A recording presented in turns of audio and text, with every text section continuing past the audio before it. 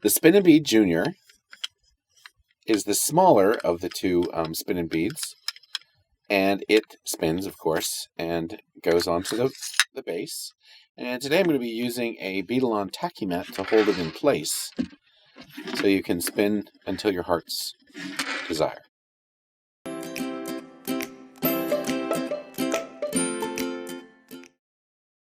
Hi, Wyatt here. I'm going to be showing you how to use the Spin-N-Bead Junior. So the Spin-N-Bead Junior is a little bit smaller version than the regular one, which we'll show you in just a few minutes. We're also going to be showing you the quick change trays. They come in a pack of 2, and they fit down in here just right so that you can change colors very quickly without having to dump the beads out of the bowl. So the Spin-N-Bead comes on this base, and we've stuck it to a tacky mat so that it's not going to move around. Just push it down. The Spin-N-Bead Junior and the Spin-N-Bead both come with the curved, bent, big eye needle. So you just open up the eye and put your stringing material into it. And I've just tied a small bead at the end so we can show you how this works. If you are right-handed, you want the needle to be in your right hand and slightly angled, and you're going to spin the beads opposite of the tip of the needle. And you want to get a little bit of speed going and just tip the very tip of the end of the needle into the spinning beads, and as you see, they just load themselves. Then you pull the beads onto the string, and to change color, you just simply put this on, and you're going to do the same thing. Just load the needle, just like so. Now you could count your beads so that you know your pattern is the same, or you could mix all the beads together in one bowl.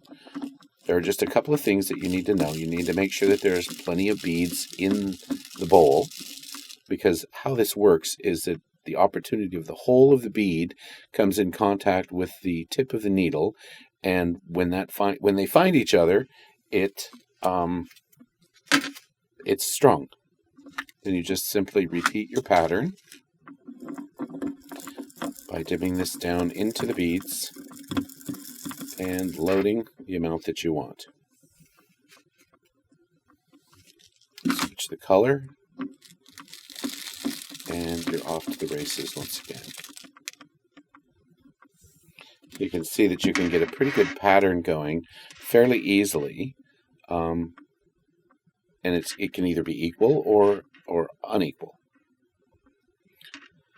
It's best to use seed beads from about 11/0 up to about 8/0.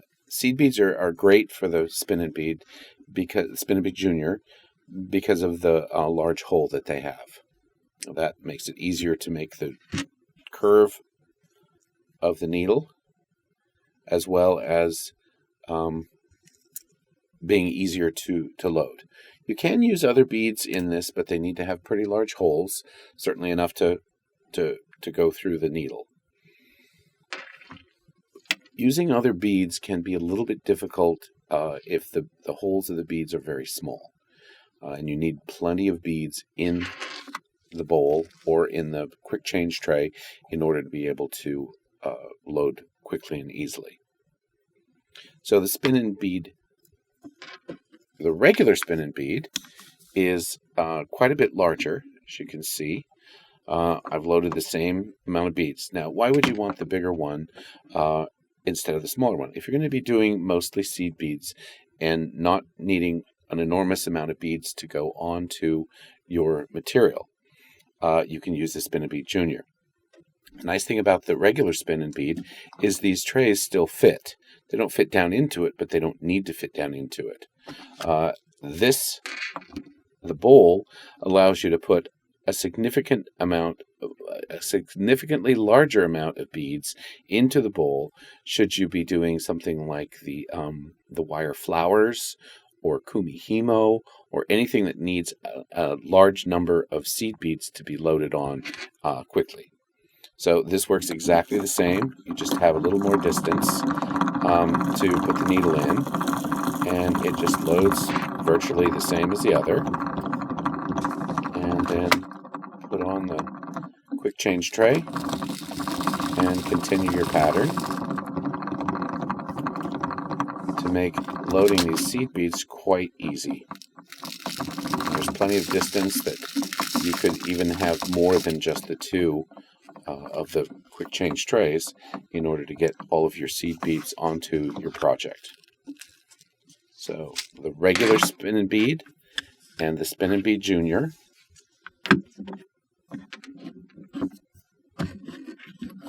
as well as the quick change trays, all available at Fusion Beads.